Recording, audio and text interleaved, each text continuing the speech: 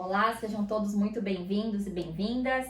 Esse é o segundo episódio do LicitaCast, o podcast da Comissão de Licitações e Contratos da OAB de Santa Catarina. Eu gostaria de registrar aqui os nossos agradecimentos à doutora Cláudia Prudêncio, presidente da OAB de Santa Catarina, doutor Pedro Cascais, que é o coordenador-geral das comissões, que sempre apoiam os projetos da comissão, ao doutor Juliano Mandelli, que é o presidente da CAASC, que gentilmente cedeu o espaço para a gravação desse podcast, a Juliana Lima, que é locutora, radialista e nos dá o suporte técnico aqui na data de hoje. O meu nome é Camila Steiner, eu sou advogada, sou presidente da Comissão de Licitações e Contratos da OAB de Santa Catarina e eu estou aqui hoje acompanhada de dois grandes profissionais, o doutor André Luiz Oliveira, que é advogado, diretor jurídico do Consórcio Sim Catarina, coordenador da Câmara Técnica Jurídica do Colegiado de Consórcios Públicos da FECAM e membro da Comissão de Licitações e Contratos da OAB de Santa Catarina. Bom dia, doutor André. Bom dia. Estou acompanhada também do doutor Rafael Martins Carrara, que é advogado, consultor, palestrante e secretário adjunto da Comissão de Licitações e Contratos da OAB de Santa Catarina. Bom dia, doutor Rafael. Bom dia, doutora Camila. O nosso bate-papo hoje é sobre a Lei de Licitações e Contratos, a Lei número 14133, e a gente começa hoje com uma indagação. A gente que trabalha no dia a dia das compras públicas tem ouvido falar muito na propositura de projetos de lei, visando a prorrogação do prazo de aplicação da lei. A gente teve também no último dia 15 de março a publicação da portaria 720 a respeito do regime de transição. Doutores, a lei vai ser prorrogada, doutor André? Doutora, inicialmente agradecer aí, né, a oportunidade de estar participando desse podcast. É o meu primeiro, tá? Comentava isso, é o meu primeiro. Tô bem nervoso, um pouquinho, mas faz parte, né? Então, esse tema da nova lei, eu tô vivendo ela, né? Faz algum tempo que eu tô realmente vivenciando no dia a dia, na prática, e tenho escutado muito a respeito disso, se vai ser prorrogado, se não. O pessoal está nos questionando, inclusive ontem recebi questionamento, então prorrogaram a nova lei, ou a 8666, né, o prazo de vigência foi prorrogado, em razão daquela portaria, né, da SEGES que saiu dia 15 de dezembro, que na verdade regulamentou o regime de transição, né, para o governo federal. E aí a gente tem visto esse movimento realmente de não prorrogação desses prazos, né, até porque não daria nem tempo mais, estamos aí, né, há 10 dias, né, de 1º de abril, e não teríamos nem tempo para prorrogar ou para processo legislativo, né. O que nós viemos comentando é que o que seria possível era talvez uma medida provisória, né, do próprio Poder Executivo, mas não é um movimento assim que tem sido demonstrado, e eu confesso a vocês que nem deveria realmente ser prorrogado, né, esses prazos da nova lei, porque já foi dado 2 anos, né, eu acho que já é um prazo muito bom para testes. A gente sabe que infelizmente nem todos ainda conseguiram aplicar a nova lei, né, ou estão ainda muito engatinhando nesse assunto. Mas também prorrogar e dar mais prazo e o pessoal também deixar para a última hora, me parece que eu acho que é o momento realmente de aplicarmos a lei, né? De testarmos, de fazermos acontecer. Por mais dificuldade que os municípios vão ter, eu acho que a gente vai falar isso hoje também, né? Doutor Rafael, o senhor acha que a nova lei, a vigência vai ser prorrogada? O senhor acha que deveria? Qual é a sua percepção a respeito disso? Não, provavelmente não deve ser prorrogada, né? A gente até está conversando aqui, não se encontra nenhum movimento nesse sentido, não teria nem porquê, né? Tivemos aí bastante tempo para se adaptar, há muita dificuldade, né? Porque a nova lei de licitação veio criar novos mecanismos e novos procedimentos bastante diferentes daquilo que o pregoeiro, o presidente da comissão de licitação e os licitantes estavam acostumados, né? Mas é um novo caminho, né? Até um dia desses eu estava ouvindo sobre a questão da digitalização, né, do governo digital, e esse é um caminho que não tem mais volta, né? E a nova lei de licitação, ela é justamente essa transição, né? Ela sai da parte do papel e vai para a parte da digitalização, né? Então assim, hoje não tem o que a gente pensar mais em envelope, entrega de envelope, isso passou, né? Nós estamos numa era digital, onde todo o caminhamento é assinaturas por meio de certificado digital. Então assim, é um caminho que não tem mais volta, né? Há sempre uma resistência, por causa que é uma mudança bastante brusca, né? Onde isso afeta mais são os municípios pequenos, em virtude da dificuldade pessoal, de treinamento, mas eu acho que assim, os grandes e médios municípios já estão preparados e adaptados para isso, e eu acho que esse vai ser o caminho a ser seguido. Na verdade, eu acredito que estamos todos ansiosos para começar a vivenciar de fato a nova lei, né? Agora a gente encontra aí uma grande dificuldade, ainda mais diante do intuito do legislador, que a gente viu, né, que teve um olhar mais voltado para a fase preparatória do certame, e a lei ela traz realmente mecanismos para otimizar os processos licitatórios, garantindo maior agilidade, maior transparência, diminuição dos custos operacionais e, sobretudo, a eficácia dos processos licitatórios, né? Eu queria chamar, então, o tema para debate aqui, que dentre essas premissas que a nova lei trouxe, o artigo 19, inciso 1º, estabelece que os órgãos de administração deverão instituir instrumentos que permitam preferencialmente a centralização dos procedimentos de aquisição e contratação de bens e serviços, certo? E o artigo 81 também, 181, aliás, determina a instituição de centrais de compras. O parágrafo 1º é, inclusive, que os municípios com até 10 mil habitantes serão preferencialmente, né, nos municípios serão preferencialmente constituídos consórcios públicos com o objetivo de realizar compras em grande escala para atingir as finalidades da lei. Então, tendo em vista essas previsões, né, que o artigo 19, inciso 1º, artigo 81, parágrafo 1º, trouxe, eu indago, doutor André, de que forma que essa cooperação entre os entes pode contribuir para o aperfeiçoamento das contratações públicas? Então, doutora Camila, esse é um assunto que, né, eu gosto muito, tenho trabalhado aí os últimos anos com ele, que é realmente a questão de centralização. Veja que você já citou, né, a palavra, já apareceu 2 vezes a palavra preferencialmente, né? E eu aprendi, inclusive com a doutora Flávia, que é da nossa comissão, que o preferencialmente é faça ou justifique se não fazer, por mais que não é obrigatório, né? Então, não seria obrigatório fazer, mas deveríamos sim, se não fizermos, justificar o porquê não fazer. Lógico que, né, acho que como o doutor Rafael comentou, é importante que a nova lei, e ela realmente está trazendo uma nova perspectiva, né?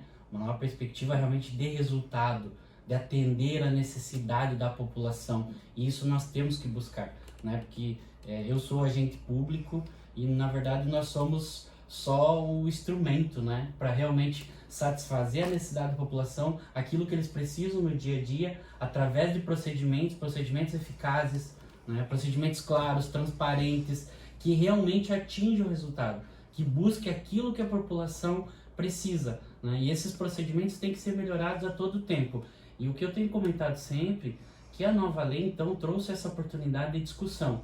Digo para vocês, em 17 anos de administração pública, nunca se discutiu tanto o tema licitação, contratações administrativas, quanto está sendo discutido agora nos últimos 2 anos, em razão dessa nova lei. Então, isso para nós tem sido muito gratificante, porque é um tema que é essencial. Não é? Você imagine que não se faz política pública, né, nenhum tipo de política pública, sem fazer licitação, sem procedimentos licitatórios, né? É a base. Infelizmente ainda a população não tá tão, né, ela não se preocupa tanto com esse tema, ou ela não busca tanto isso, né? Deveria sim entender que é o nosso dinheiro, né, o dinheiro público, o dinheiro do povo, que está sendo utilizado através de procedimentos, de contratações.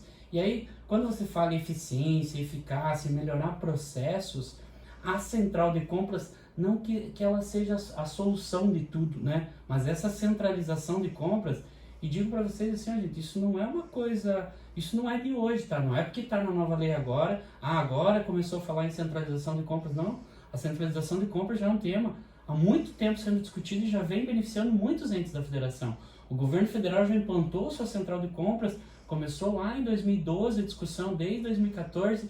O exemplo que eu tenho, né, dentro de Santa Catarina, eu vou usar muito porque já estamos aí há 12 anos com uma central de compras, fazendo compras de maneira compartilhada para os municípios, realmente licitações compartilhadas. E isso tem demonstrado, assim, ó, ao longo do tempo, sem sombra de dúvidas, né, que essa compra à escala, como a própria lei estabeleceu, essa compra, ela gera uma economia de dinheiro público muito grande, porque eu acabo tendo uma escala, eu junto vontades dos municípios ou dos entes da federação, junta essas vontades e com isso vamos ao mercado, né, comprar em grande quantidade aqueles itens que são comuns, né, também aos entes, porque não é tudo também que dá para centralizar, dá para fazer, porque tem muitas questões que são atinentes à questão local mesmo, dos próprios municípios, mas tem muitos itens que são comuns. E essa compra em escala gera essa economia em razão realmente da escala, né, do volume que é comprado. Mas o que as pessoas não percebem, e que também é uma coisa que acontece muito, só não tem muito como mensurar, é a racionalidade do processo. Porque quando você centraliza, o que você faz? Em vez de você estar fazendo diversos processos em vários órgãos, com várias pessoas envolvidas, você faz uma vez só. Você otimiza isso. Então, quanto custa o tempo desses servidores, de um pregoeiro, de um agente de contratação, né? Quanto custa uma comissão de licitação, um jurídico lá avaliando um processo que pode ser feito de maneira compartilhada, de maneira conjunta, né? Dentro de um consórcio, por exemplo, né? Que é onde eu atuo. Mas não só isso, dentro dos próprios municípios a centralização é importante, né? E eu venho aí de um município que eu trabalhei, que quase cada secretaria queria fazer a sua contratação, a sua compra, né? Os municípios já não têm estrutura para ter uma comissão de licitação, né? Um pregoeiro, né? Os agentes ali, a equipe de apoio. Se imagine ter que dividir isso e né? Segregar ao ponto de ter vários procedimentos licitatórios dentro dos próprios municípios. Então esse tema realmente é importante, gera eficiência, gera economia, não temos dúvida nenhuma. Claro que tem os seus problemas, né, também, mas é um tema aí que é extremamente interessante e que já está sendo vivido, tá? Isso já é prática, não é uma coisa que a lei agora vai trazer, isso já ocorre na prática realmente e nós conseguimos medir isso. Doutor Rafael, o senhor concorda? Que forma que o senhor acha que a cooperação entre os entes pode contribuir aí com o aperfeiçoamento das contratações públicas? Só para complementar e de repente até para deixar claro para nossos ouvintes aí, a diferenciação de uma central de compras para um portal de compras, né? Então assim, o portal de compras, o município, o estado, o ente, vai lá, ele vai preparar o procedimento licitatório e vai lançar no portal de compras, né? Seja no portal de compras do governo federal, via Banco do Brasil, nesses portais de compras, né? Explica para os nossos ouvintes, então, o que seria uma central de compras? A central de compras, na verdade, ele vai dizer para a central de compras, para o consórcio, qual é a necessidade dele, né? E vai competir a central de compras em licitar todo esse procedimento licitatório, né?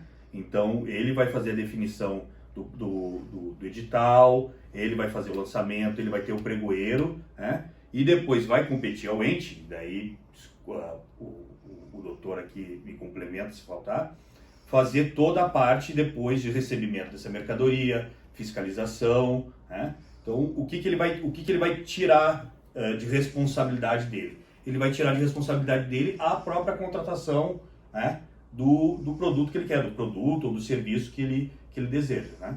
Então, por que essa facilidade? Porque os municípios pequenos não têm gente suficiente, pessoa suficiente para poder estar fazendo essas contratações, né? Até a gente estava conversando aqui, acho que um dos maiores buracos, assim, onde tem o maior número de produtos é na área da saúde, que é medicamento, e depois na área da educação, né, que nós temos sempre no início do ano compra de material escolar. Então vai justamente tirar esse peso em cima do ente público e vai passar para o consórcio que vai realizar toda essa contratação. Só vai caber ao ente público fazer o recebimento do material e a fiscalização do produto, né? Certo. E eu vejo uma maravilha, né? Porque assim, os grandes municípios, né, e os médios têm condições de tocar a lei de licitações com tranquilidade, tem 4, 5, 6 pregoeiros, né? Agora o município pequeno não tem, né? O pregoeiro é o secretário, é o que abre a porta, é o que faz tudo, né?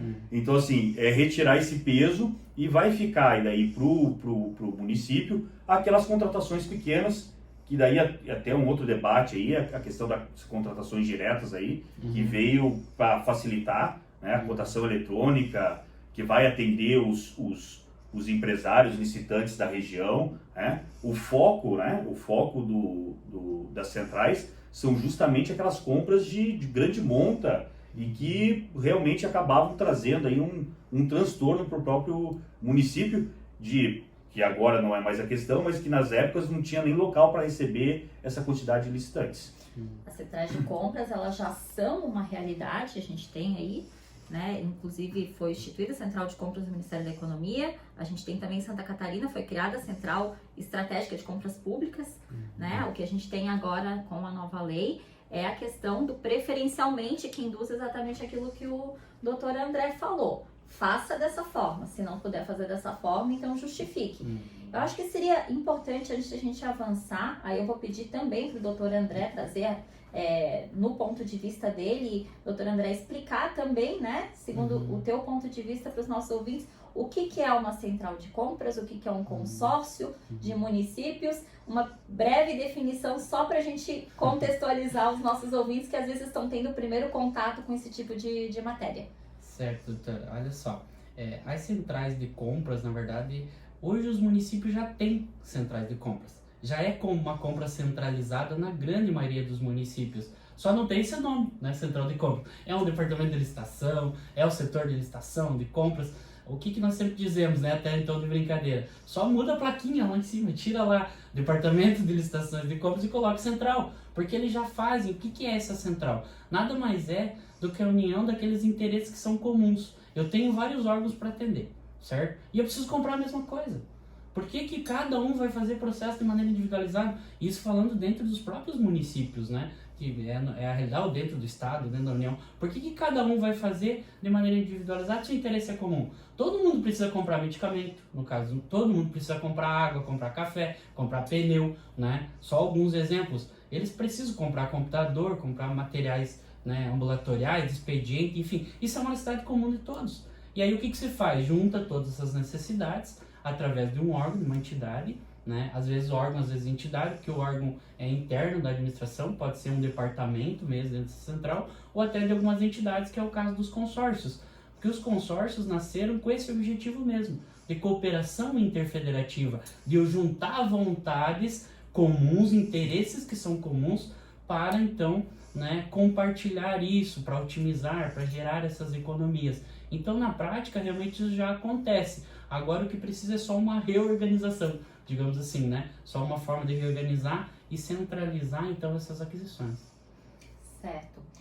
Doutores, um município pequeno, hoje, na atual conjectura, com as regulamentações que já existem, com o nível de amadurecimento que a gente tem hoje a respeito da nova lei, um município pequeno, ele teria condições de utilizar as regras licitatórias construídas dentro da nova legislação, sem a utilização de compras compartilhadas ou de consórcios de municípios? Doutor André, seria possível para um município pequeno hoje atender todas as premissas da lei sem se valer de uma central de compras ou sem se valer de um consórcio de municípios para participar de um processo licitatório? O que o senhor acha? Para mim? Eu estava esperando. À vontade. Eu vejo com grande dificuldade, né? Eu vejo com grande dificuldade, porque assim, mesmo que a lei veio para inovar e enxergar para frente, né? E eu até falo que eu discordo do Dr. Joel Menezes e do Dr. Marçal, porque eu acho que a lei veio para melhorar, né?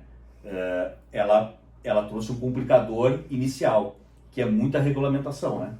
Então essa falta de regulamentação, principalmente para os entes municipais, hoje eles estão completamente perdidos, né? Então, provavelmente, se eles forem licitar inicialmente, eles vão errar, né? Provavelmente. A gente sabe que o Tribunal de Contas está com um olhar mais tranquilo, né? Porque sabe das dificuldades, dos erros que vão ter, mas a probabilidade de erro é muito maior, né? Eu, se tivesse lá dentro, né, do órgão público, né, já fui presidente de comissão de licitação, já fui pregoeiro, eu seguiria tranquilamente hoje o caminho do consórcio, né? Até para poder ter um aprimoramento, né, da própria equipe e a partir depois disso poder fazer um caminho mais suave, né? É o que eu enxergo, né? Se eu estivesse lá, seria esse o caminho, né? Porque eu teria uma sustentação até da parte jurídica que o município acaba não tendo, né? Você acaba tendo No município, um procurador que faz a parte trabalhista, estatutária, civil e ainda tem que falar sobre licitação. E a gente sabe que, né, somos todos aqui, advogados aqui, se a gente não está focado numa área, a gente não consegue ir abraçando todos os locais, né? Então eu vejo que o melhor caminho realmente seria hoje, para os municípios pequenos que não possuem essa estruturação, o caminho seria o consórcio. Além da questão do melhor caminho, a gente tem que focar para a questão do atendimento de premissas da lei, né? Questões que a lei determina que sejam instituídas. Aí eu pergunto para o doutor André, né? Tal como eu perguntei aqui para o doutor Rafael, se um município pequeno terá condições de utilizar as regras licitatórias constituídas aí pela nova lei, a não ser por intermédio de consórcios, ao menos nesse primeiro momento. Então, aí a gente entra também na questão da segregação de funções, da estrutura, de todas as premissas de planejamento. Olha só, o consórcio não vai ser a solução de tudo também, tá? Não é esse o objetivo. Mas veja, e eu tenho absoluta certeza disso, tá? É impossível os municípios, e nós já provamos isso na prática, é impossível os municípios, especialmente os menores, mas não só os menores, tá? Os maiores também vão sofrer com isso. É impossível atender rigorosamente tudo que a lei exige, né? É impossível, eles não vão conseguir atender, seja não só pela segregação de função, por alguns instrumentos novos que tem na nova lei, que os municípios não estavam acostumados. São instrumentos fantásticos, gente, excelentes, de planejamento realmente. A fase preparatória, né? A fase preparatória, entende? A União já tinha regulamentos lá de estudos técnicos preliminares, de termos de referência, de pesquisa, de plano de contratações anual. Isso já vem desde 2017, com base na estrutura dela. E agora foi trazido para a lei, mas os municípios, gente, ninguém fez até hoje nenhum estudo técnico preliminar. Na forma que a lei determinou, com todos aqueles requisitos. Ctrl-C, Ctrl-V não vai funcionar agora. Não vai funcionar, porque ele realmente vai ter que estudar a realidade dele, estudar aquela melhor solução que ele atenda. E esses são só alguns exemplos, né? Sim. Vocês imaginem ter que fazer plano de contratações anual, fazer estudo técnico, fazer termo de referência, o documento de formalização de demanda, fazer projetos básicos, para então chegar a emitir um edital, né? Claro que existem aí diversos modelos disponíveis, a própria AGU já trabalhou com modelos, mas assim, modelos voltados para a realidade deles, não é que são bons ou são muito ruins, não, é que é voltado para a realidade da União, né? E os municípios pequenos, eles vão ter que se adequar, por isso que é importante, não só os consórcios, mas as próprias associações de municípios estão apoiando isso, aqui em Santa Catarina esse movimento é muito forte, a federação, e aí vem os consórcios, que só para vocês terem uma ideia, em Santa Catarina são 55 consórcios formados existentes para 295 municípios. Tem município que participa de 5, 6, 9 consórcios, ele faz parte. Por quê? Porque o consórcio faz parte da administração indireta dos municípios. O consórcio é o município. E o que os municípios têm que tomar cuidado também é que você não pode transferir, então agora é o consórcio que faz, então é toda a responsabilidade do consórcio, eu não vou mais me preocupar com isso. Essa é uma questão interessante. Não, por quê, gente? Porque o consórcio é o município, o consórcio faz parte do município, o município tem responsabilidade, ele vai apontar a demanda, o que ocorre na prática? O município chega uma demanda para os municípios, para as centrais de compras municipais, para os departamentos lá de licitação. Chega uma demanda lá, tem uma necessidade. O que ele vai analisar? Eu já tenho isso listado?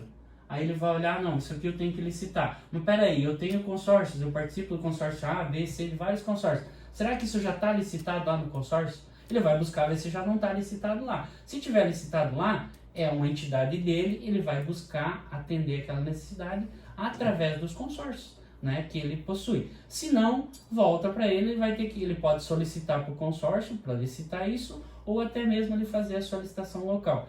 E os consórcios realmente não vão resolver o problema de todos os municípios. Agora, que é uma ótima ferramenta, isso está reconhecido, porque no Brasil existem mais de 1.600 consórcios, para vocês terem uma ideia, né, que atuam nos entes da federação, nas mais diversas áreas, porque o consórcio ele não atua só com licitação, só com compra, é uma das soluções, mas tem consórcio de turismo, de saneamento, né, tem consórcios na área de saúde muito fortes, são consórcios fortes, que auxiliam os municípios com serviços e tal.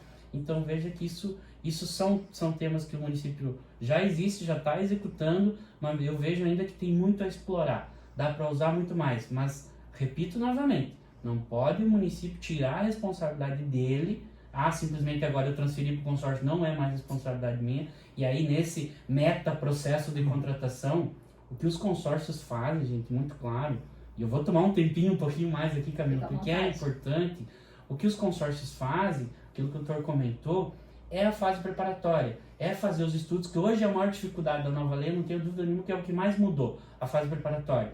Então, os consórcios reúnem essas demandas, fazem os estudos técnicos dos municípios, fazem os termos de referência, fazem as pesquisas de preço de maneira otimizada, que faz uma vez só, estabelece as especificações, parecer jurídico, publica edital, vai até o mercado, seleciona o fornecedor, julga os recursos, encaminha isso para o Tribunal de Contas. Veja, é muito trabalho que o consórcio tem que fazer e a responsabilidade é muito grande pelo volume, pelo tamanho das compras também.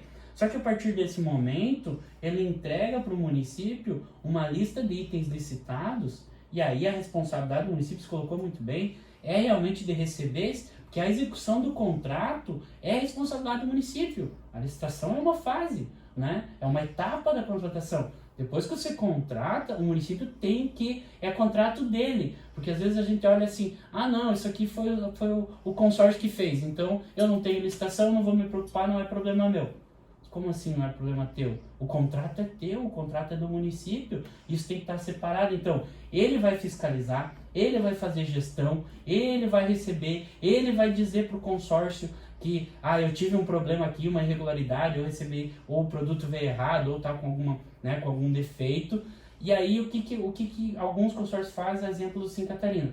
Nós aí auxiliamos também nessa gestão da fiscalização de maneira compartilhada, no sentido do quê? Que quando eu resolvo um problema do município, nós resolvemos o problema de outros também. Então, você também centralizar a gestão, nem todo consórcio faz isso. Só que o consórcio centraliza a gestão para ajudar os municípios administrativamente, operacionalmente, não para ir lá receber o produto. E aí entra a questão da segregação. Não é o próprio departamento de compras. Não é o próprio departamento, tá? E nem o de fiscalização. Sim. Porque senão, o que acontece? E aí, doutora Camila, nós temos visto isso na prática, é realmente a segregação de função assim na sua essência.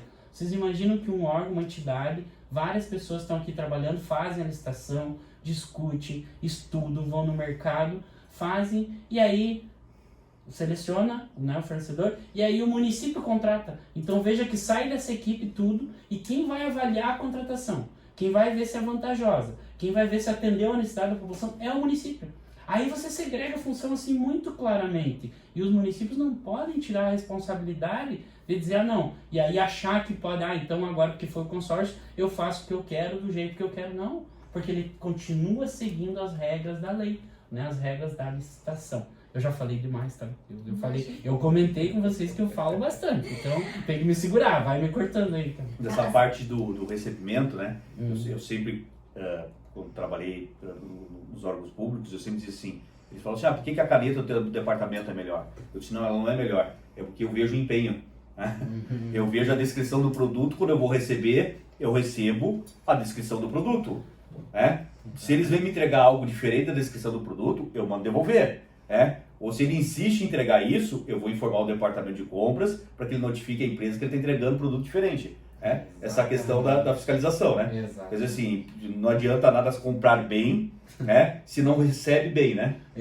Tem que receber bem para realmente o produto, aquela compra, todo aquele esforço que foi feito, dê um resultado positivo, né? Eu acho que é importante a gente entender que a segregação de funções, ela não significa que os municípios vão lavar as mãos para suas responsabilidades. Uma coisa que é muito importante, que vocês comentaram, é que o município não pode enxergar o consórcio como um departamento de compras dele, né? E esses dias conversávamos, inclusive eu e o doutor André, a respeito do receio de que alguns municípios percam o senso de pertencimento dentro de uma estrutura de compras. Né? Esse é um receio que a gente não pode deixar de perceber, né? E a gente tem que trabalhar em cima da mentalidade dos municípios para que eles não percam o senso de pertencimento e também não percam a responsabilidade, enxergando o consórcio como o meio que eles vão lavar as mãos e entregar. Então, segregar é diferente de lavar as mãos. Né, sim, doutor? Nesse ponto, acho que era a tua fala, né? Quais são, na tua opinião, assim, os maiores cuidados, assim, que um município tem que ter, né, nesse aspecto? É o grande perigo, né? E acontece, né? Por exemplo, hoje nós temos a questão das associações municipais, e aí você vai no ente, preciso fazer uma obra, não, mas a associação faz o projeto. E daí, não, mas quem que é o servidor responsável? Não tem o servidor. Por que não tem o servidor? Porque eu não tenho, por causa que a associação faz, então eu não preciso ter. Tá, mas o que a associação entrega como projeto, quem que verifica se aquilo realmente está condizente? Ninguém, né? Então, é natural do ser humano e é um cuidado que vai ter que ter, e daí boa parte do próprio consórcio em saber botar esse limite, né? Por causa que é natural do ser humano, né? Querer pegar o probleminha, jogar a bola pro outro lado e dizer, não é meu problema. Mas isso não acontece aqui em Santa Catarina. Nos nossos municípios, não. Eu não sei dos outros. Eu acho que é importante, né, gente, que na verdade tá todo mundo no mesmo barco, né? Ele costuma dizer, tá todo mundo no mesmo barco. E sabe qual é o objetivo principal? É atender a população. Tá todo mundo ali, quer atender. O que não pode, concordo claramente contigo, é abrir possibilidades de dizer assim, não, tudo foi feito pelo consórcio, então eu não preciso mais observar regra nenhuma, eu não preciso observar mais norma nenhuma, e se der algum problema o consórcio vai responder negativo, gente, não vai. Cada parte vai responder pelo aquilo que fez. Se o consórcio fez a licitação, ele vai responder pelo processo de licitação, até a fase da seleção, tudo isso, e a partir do momento que vai para a execução, a responsabilidade é dos municípios responderem pela execução do objeto. E aí, extremamente importante que a nova lei traz isso, inclusive avaliar, né? Avaliar se o que foi contratado pelo próprio consórcio, por exemplo, atende a necessidade do município. Porque às vezes não atende, porque um consórcio como o próprio Santa Catarina, 246 municípios, nem sempre as necessidades são as mesmas. Muitos objetos que fazemos, realmente as necessidades são iguais, são comuns para todos. Comprar determinados itens, prestar determinados serviços, realmente são comuns, né? Todos têm a mesma necessidade. Agora, tem município que olha, porque nós às vezes temos projetos que não são todos os municípios que contratam, porque ele olha e diz assim, não, esse para mim não é vantajoso, né? Então eu vou fazer a minha própria licitação, até vou contratar através de um outro consórcio que tem uma outra solução, porque ele estudou e viu que na realidade ele não era vantajoso. Então essa é uma vantagem também que as centrais de compras através de consórcio possibilita, de você realmente analisar aquilo que melhor te atende. E aí sobra o que nós costumamos dizer. Quando fazemos os processos centralizados, o servidor público lá do município, que os consórcios nunca vão substituir os departamentos de licitação, as centrais de compras dos municípios, porque vai sobrar muita coisa local para eles fazerem. Só que como não tem estrutura, não tem muita gente, você diminui a pilha, a carga, né? O senhor sabe, já trabalhou com isso também na prática, no dia a dia. A pilha, gente, do departamento de compras é enorme lá no município. O que os consórcios fazem? Reduzem essa pilha ao ponto de que aquelas pessoas lá do município conseguem focar nas compras locais. Porque os consórcios não vão atuar fazendo uma ponte, por exemplo, um posto de saúde, né? Porque é local, cada um tem a sua particularidade, construindo uma escola. Pode até otimizar e fazer um projeto, por exemplo, pode. Agora, quando vai para a execução lá no dia a dia, tem que ser o município. Por exemplo, alimentação escolar lá, tem aqueles planos lá do governo que tem que ser da agricultura familiar. Não tem como fazer isso de maneira regional, chamamentos públicos. Isso é local, é o agricultor, entende? Então, tem situações que ele vai continuar fazendo, muitas situações ou vai poder optar. Então, os consórcios estão dando o que também? Soluções para os municípios de maneira diferenciada. E digo para vocês claramente, soluções que por vezes, diversos objetos que nós fazemos, individualmente, os pequenos municípios principalmente, não conseguiriam fazer. Ele não conseguiria licitar, primeiro porque talvez o mercado não teria nem interesse, né? O mercado não se interessaria pelo volume dele. O volume dele sequer daria condições do mercado vir disputar, ou se vem disputar um preço muito alto, né? Porque custaria muito caro para gerenciar aquela pequena contratação daqueles, né? Então a própria modernização, a própria inovação da administração pública passa por isso, porque eles não conseguem, a gente chama isso de ecossistema, né, da contratação, que lá individualmente o município não consegue fazer. Agora, quando ele se junta, ele vira um grande município, né? Nesse sentido. E aí, eu acho que mais um ponto que às vezes falam muito, a gente tá falando muito de pequenos municípios, né? Gente, os grandes municípios também se beneficiam. Porque os grandes municípios, quando se unem, eles já têm uma escala, né? Eles já têm, para o seu volume, já têm capacidade. Mas mesmo assim, quando ele se junta com outros, dá essa possibilidade. A economia, muitos né? municípios usam. A economia. Esse era um questionamento que eu queria fazer para vocês. Se as compras compartilhadas se as compras compartilhadas, se os consórcios beneficiam somente as pequenas estruturas, doutor Rafael? Ah, não. É como o doutor estava colocando, né? Principalmente em questão de valores, né? Então você para de ter aquela diferenciação que você pegava dentro de uma mesma região, por exemplo, a compra de uma caneta, num local foi comprado uma quantidade, um município comprou R$1, no outro a R$2, né? Porque a licitação a gente sabe que depende de inúmeros fatores, né? Número de concorrentes, se aquele concorrente se conseguiu se habilitar, não conseguiu, e isso faz a diferenciação na hora do preço, né? Então assim, aquele que está participando da licitação, ele vai abaixar o preço dependendo do mapa que ele enxerga naquele momento, né? De qual licitante está lá, ele sabe até onde pode ir. Com essas compras regionalizadas, a gente diminui esses problemas, né? E tem só um único momento, então ele sabe assim que naquele momento ele tem que trazer o melhor preço, né? Então ele tendo que trazer naquele momento o melhor preço, todos estarão fazendo boas compras. Então se a gente for enxergar isso de uma forma regional, estadual e até da União, pro ente público ele só tende a ganhar com questão de economia de valores. Né? É que a perspectiva de fornecimento, de volume de fornecimento, causa muito impacto no orçamento, né, doutor André? O fornecedor que vai vender para um município pequeno tem um preço. O fornecedor que vai vender esse mesmo produto para vários municípios vai pensar no ganho em volume.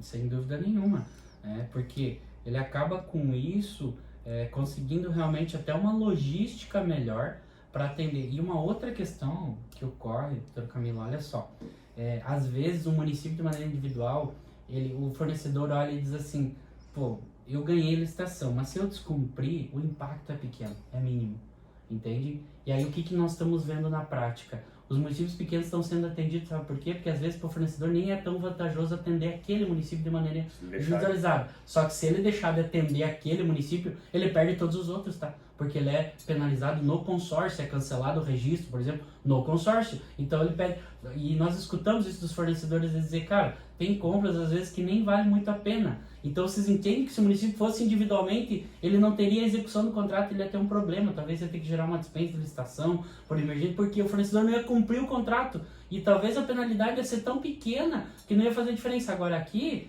ele atende por quê? Porque ele diz assim, eu naquele município eu tenho, perdi um pouco, mas daí no volume da contratação tem vantagem, entende? Então isso também, os municípios organizados, e aí não é só município pequeno, o município grande também passa por isso. Nós estávamos falando, veja, se a centralização, se as centrais de compras não fossem boas, a União não fazia. E olha o volume de compras da União, gente. O estado de Santa Catarina, que a doutora Camila citou muito bem, tem a central de compras, tem a Carla lá que trabalha, nós até estamos numa conversa para fazer umas cooperações com o estado. Gente, o volume do estado é enorme, se não valesse a pena, eles não centralizariam. E aqui, para os grandes municípios, também é importante, tanto que nós vimos... agora no próprio Santa Catarina, municípios grandes entraram, Blumenau, Joinville, que é o maior município, São José faz parte, Chapecó, porque eles viram que os municípios unidos está gerando hoje, por exemplo, uma população de 5 milhões e pouco de pessoas, entende? E é até uma visão agora do outro lado do balcão, que eu costumo dizer, que é pro lado privado, pro fornecedor, é excelente, Para com aquela história de você ter que ficar procurando em cada município a licitação, tendo que entrar em cada site, cadastro diferente, documento, lá pede uma certidão, uma declaração diferente, aí você participava, era inabilitado por isso, então vai diminuir isso, o fornecedor vai conseguir enxergar de forma mais rápida aquilo que tem de possibilidades do mercado, porque assim, o maior comprador do Brasil é o governo brasileiro, seja a União, seja o Estado, e daí os municípios, que são a nossa grande maioria aí, vão estar reunidos fazendo essas compras. E Um outro fator de benefício é a questão da segurança jurídica, né? Que nós tínhamos uma problemática, e temos uma problemática, e que está se acabando, os registros de preço, que se licitava um quantitativo absurdo, né? 50 mil canetas para o município de 5 mil habitantes, né? Que aquele que participa da licitação sabia que o município jamais compraria aquilo, né? E que, na verdade, era um pedido que acabava por erro da própria central, o departamento de compras fazer o pedido, né? Sabia que nunca ia vender aquilo, mas tinha que estar preparado para eventualmente vender. Exato. Porque se tivesse a demanda, Exato. tinha que E daí vender. aí o fornecedor perdido, né? Muitas vezes entrava nessa dizendo assim, não, 50 mil, não, se eu com 50 mil eu consigo vender a caneta a 50 centavos. E daí no contrato ali acabavam pedindo 1.000 canetas, né? E daí o prejuízo enorme, né? Então eu acho que um outro benefício que traz é essa segurança jurídica para o fornecedor nesse sentido, né? Então ele vai ter a certeza da realização do contrato, da realização dos pedidos de compras que vai ser feito. Doutor André, segurança jurídica para o fornecedor. Tua opinião a respeito disso? Não, sem dúvida, né? Claro que as centrais, os consórcios também têm muita responsabilidade em relação disso, porque como ele vai juntar também, se imagina que se no município já é difícil de estimar o quantitativo, né, para aquele município, aquelas secretarias, se imagine juntar vários municípios. E às vezes eles exageram, tá? A gente brinca assim, cara, mas por que você pediu tanto, você sabe que não vai usar? Alguns dizem, é meu direito, eu vou pedir. Porque é um registro de preço, eu não tô... Pode vir então, uma assim, guerra no meio do caminho. não. Só que aí, assim, exato, só que daí o que o consórcio faz? O consórcio analisa isso, no nosso caso, nós analisamos. Para realmente não ter, não é que sempre conseguimos, porque também se eu recebo a demanda no município, eu não posso cortar ele. Não posso simplesmente chegar e dizer, não, você pediu, mas eu vejo aqui, o que nós fazemos para melhorar isso? Sistemas informatizados de gestão de atas, que traz o que para o município, pra você ter uma ideia? Todo o histórico dele da vida inteira, desde quando ele começou a comprar no consórcio, ele traz por período, ano a ano, e dizendo assim, olha só, quando ele vai estimar lá a IRP dele, que é a intenção do IRP que ele só vai colocar, já tem o histórico do lado, ó, nos últimos 12 meses você gastou 100 unidades desse item. Por quê? Para facilitar a visualização dele. E é assim, ó, é na tela dele, tá ali, ó. Se você no último ano você usou 100, não peça 10 mil, porque você usou 100, então talvez peça um pouquinho mais, a gente sempre orienta nesse sentido, né? Porque é importante que receba essa demanda, analise e vá no mercado, para não criar justamente essa expectativa, né? E aí, claro, eu só tenho uma questão quanto à segurança jurídica, né? A gente sabe que no país que nós vivemos, segurança jurídica é uma coisa quase que, né? É a própria lei de licitações, vocês imaginem que o relator do projeto de lei dizendo que os municípios pediram para que ela fosse maior, mais detalhista, justamente para dar segurança jurídica. E na verdade gera uma insegurança jurídica, porque está escrito e agora nem tudo eu consigo cumprir, e às vezes está escrito de uma maneira e daí se interpreta de outra. Então, assim, claro que para os fornecedores nós escutamos isso, que melhora o quê? Melhora esse relacionamento com a administração, né? Melhora o preço, sem dúvida nenhuma ele consegue, e aí otimiza também a própria estrutura dele. Porque vocês imaginam assim, gente, para o fornecedor, né? Olha só, no nosso caso, 246 municípios indo no mesmo fornecedor pedindo orçamento. O cara tem que orçar, por exemplo.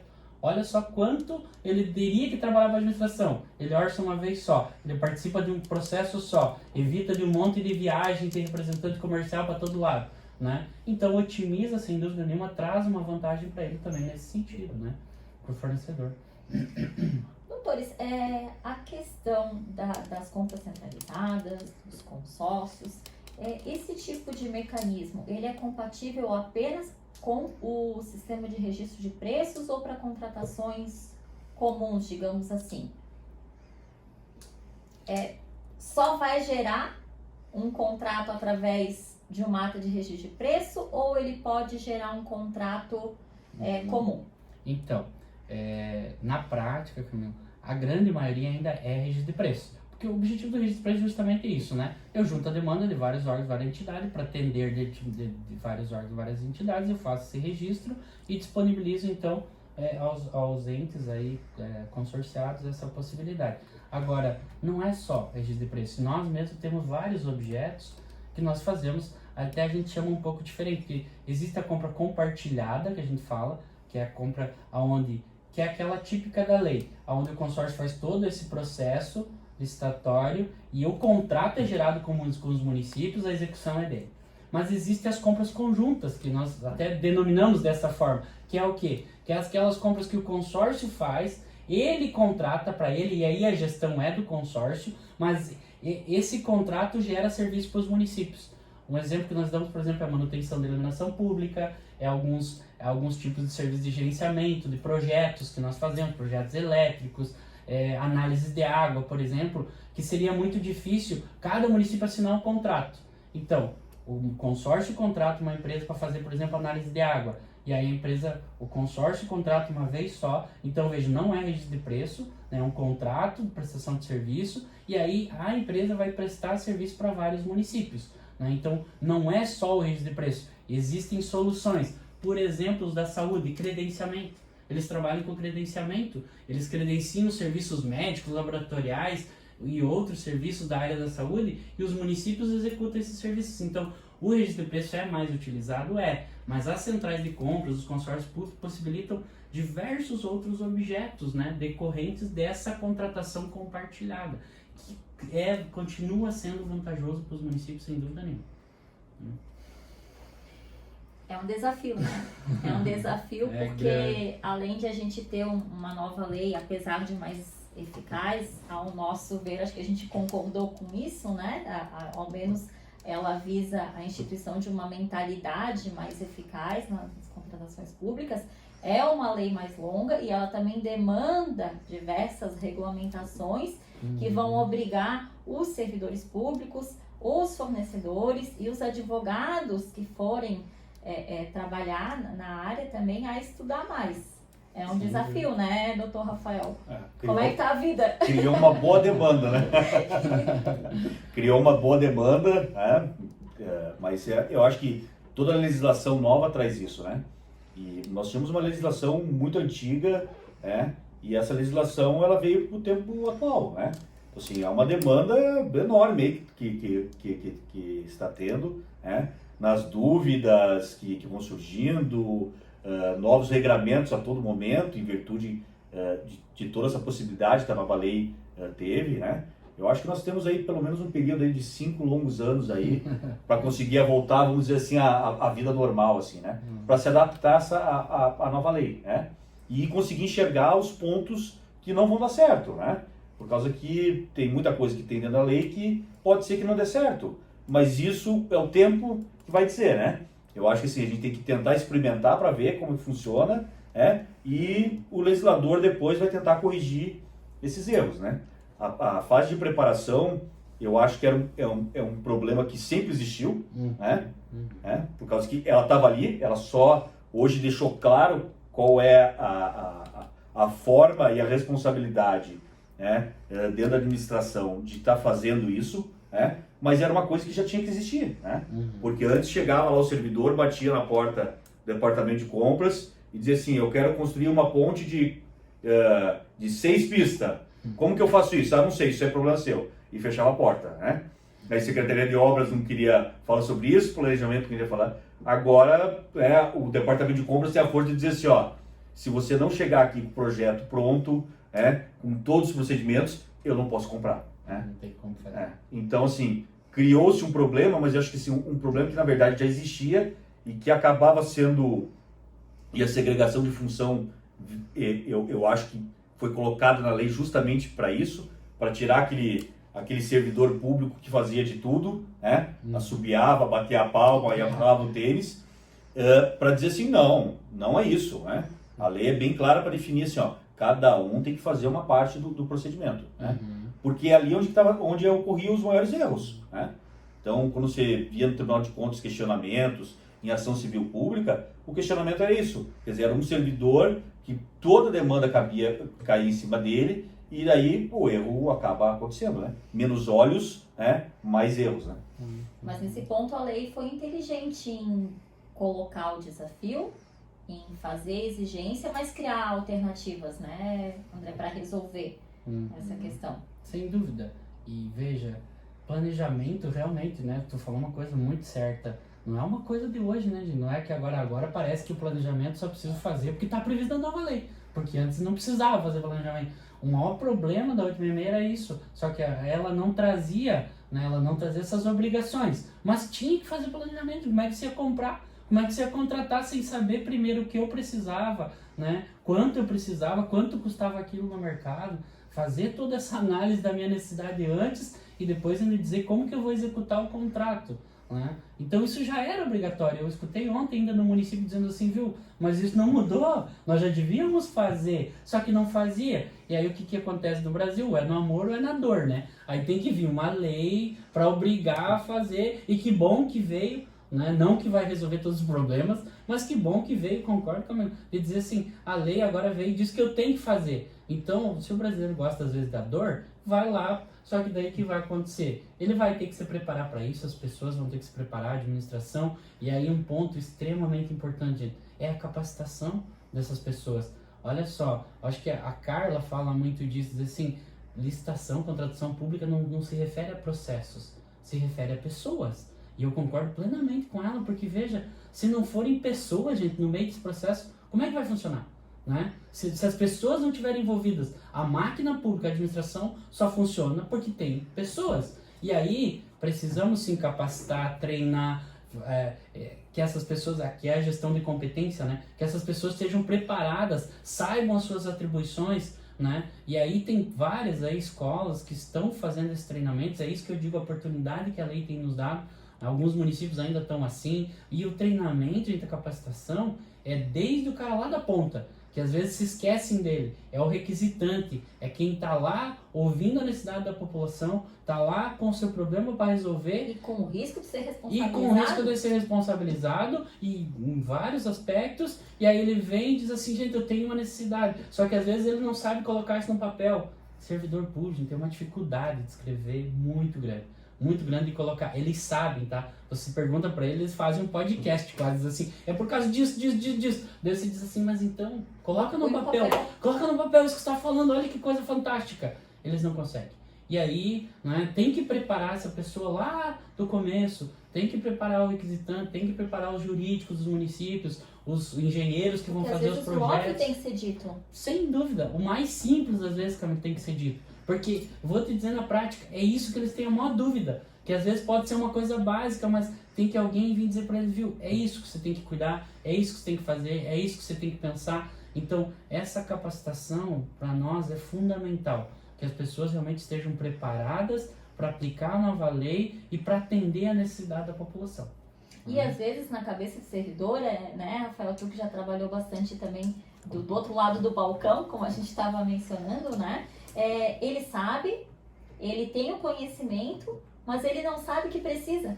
Aí nesse ponto a capacitação vem, né, para dizer assim, o que o servidor precisa fazer para que um processo licitatório seja correto. A capacitação do servidor é um dilema, né?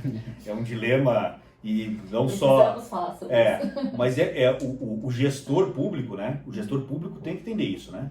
Se ele quer a resposta do servidor público, se ele quer um servidor público eficiente, ele tem que fornecer para o servidor curso de capacitação, né?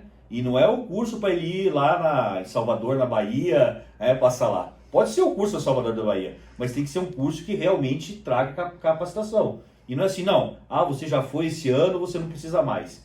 Não, a demanda é de todo momento, né? Quer dizer assim, para a nova lei de licitação, gente, tinha que ter ano passado inteiro mandando servidores todos irem fazer curso, né?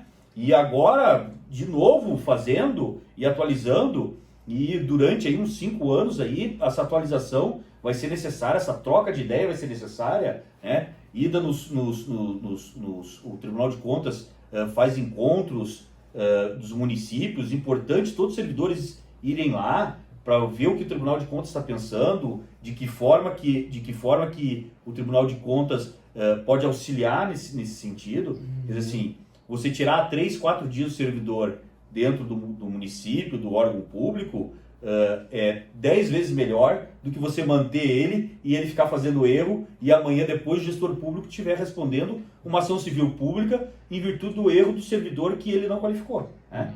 Então assim, é importante, não diga não ao servidor público na sua qualificação. Mande ele fazer o curso, só desta forma que nós vamos ter uma gestão Nós temos que enxergar, o gestor público tem que enxergar o município como uma empresa, entender que se ele não der ao servidor público a qualificação necessária, ele não pode solicitar dele que ele dê o resultado esperado que ele pede. Camila, se me permite, porque assim, realmente, sem pessoas qualificadas, capacitadas, é impossível fazer processos eficientes. É impossível ter eficiência, atender o interesse público. Não tem como. Não tem como, porque o cara não vai conseguir fazer, ele não vai conseguir no dia a dia dele entender tudo aquilo, porque é complexo, gente. Olha só quantos anos, e aí a própria 866 está aí há quase 30 anos, e ainda você está discutindo ela. Então realmente a capacitação tem que ser permanente, tem que ser contínua. E o que é? Muitos eu escuto os municípios, cara, mas o meu gestor não deixa eu ir porque ele acha que eu vou passear. Não é, gente, é o maior investimento que eles podem fazer. E sabe o que eu vou dizer para vocês, assim, sabe claramente qual é a melhor parte, ainda no fim das contas? É a troca de experiência. É a troca entre os servidores que estão ali de vários municípios, de várias realidades. Eles acabam conversando, até na hora do cafezinho, acabam conversando, trocando ideias, um tem uma dúvida daqui. Então, a interação entre eles, saindo fora daquele ambiente do próprio município, gera muita vantagem. E nós Os temos problemas são iguais, né? São iguais. Só muda o endereço. Exatamente. Então, além disso, as próprias capacitações internas, multiplicadores dentro dos municípios, nós falamos muito disso. Então, você quer capacita mas que ele multiplique esse conhecimento dentro do município, que só vai ter vantagens. Quem vai agradecer é a população.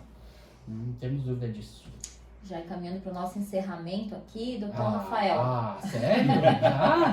Tá bom. Passa rápido, se deixar a gente fica, né?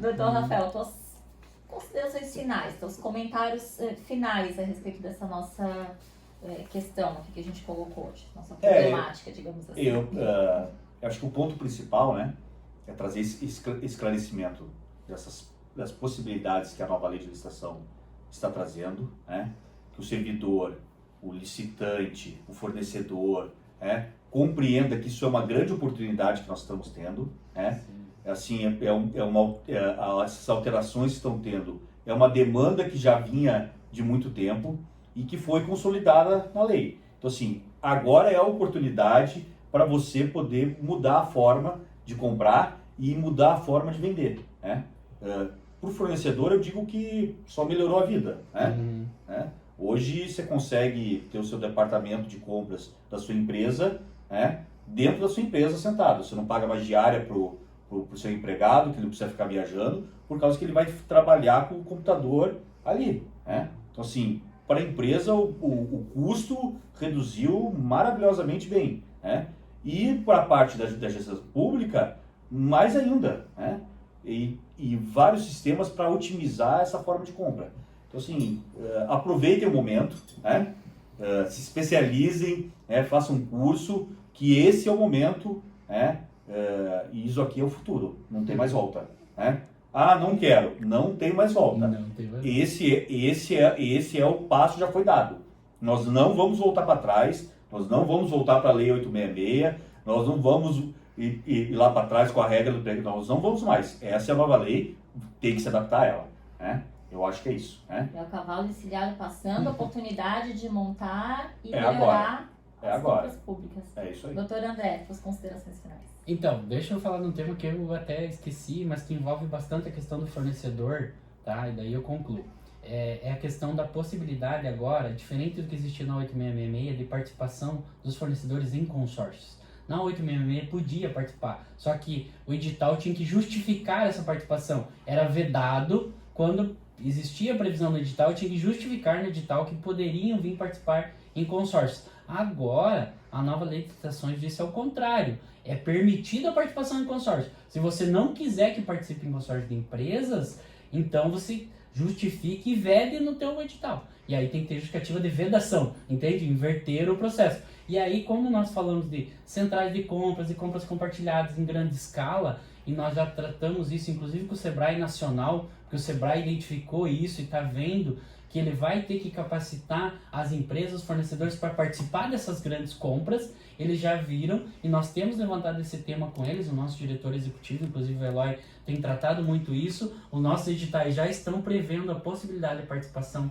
em consórcio, no sentido do quê? De que as empresas realmente se reúnam em consórcios para poder vender para a administração pública. Claro que ainda vão ter que superar algumas questões, tem que estar tudo registrado, tem que ter lá o compromisso, tem que registrar, constituir uma nova pessoa jurídica, tem algumas coisas, questões até tributárias, mas assim, a participação em consórcio é permitida. Então, se nós temos grandes compras, por que não as empresas, até micro e pequenas empresas, constituírem um consórcio, se unirem, né, e participarem dessas licitações compartilhadas e aí depois prestarem esse serviço, entregarem esses produtos nos municípios também que utilizam essa licitação. Então é um tema que tem que evoluir, é possível na lei, é bem interessante, uma oportunidade para os fornecedores e para a administração também é boa, porque vai reunir várias capacidades, várias empresas, com certeza vai ter menos inexecuções, digamos assim. Eles vão conseguir ter mais capacidade de entregar. Então esse é um assunto bem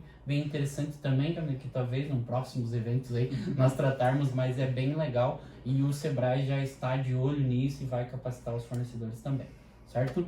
E com isso, na verdade, né, deixo aqui meus agradecimentos aí. Eu acho que foi uma oportunidade fantástica de falarmos sobre esse tema que é real, tá? É atual, tá acontecendo, é o dia a dia dos municípios, é extremamente importante e vocês não têm ideia quanto isso na prática muda. Eu tenho escutado muito dos municípios dizendo assim, hoje se eu não tivesse participando de consórcio, se não tivesse isso, nós teríamos muitos outros problemas. Então o consórcio possibilita isso para eles, essa compra conjunta, essa compra compartilhada, né? É dia a dia mesmo. Eu já venho falando disso há muito tempo, né, Camilo? E aí, às vezes eu insisto até muito chato, porque só que é um tema prático mesmo, é um tema real, né? E aí já aproveitando também, né, Camila, junto com a comissão de licitações, já vamos deixar aqui nosso convite para o Summit, né? O Summit 2023, que vai acontecer em junho, aí já tem data, já tem divulgado, a OAB é parceira novamente, a Comissão de Licitações e Contratos.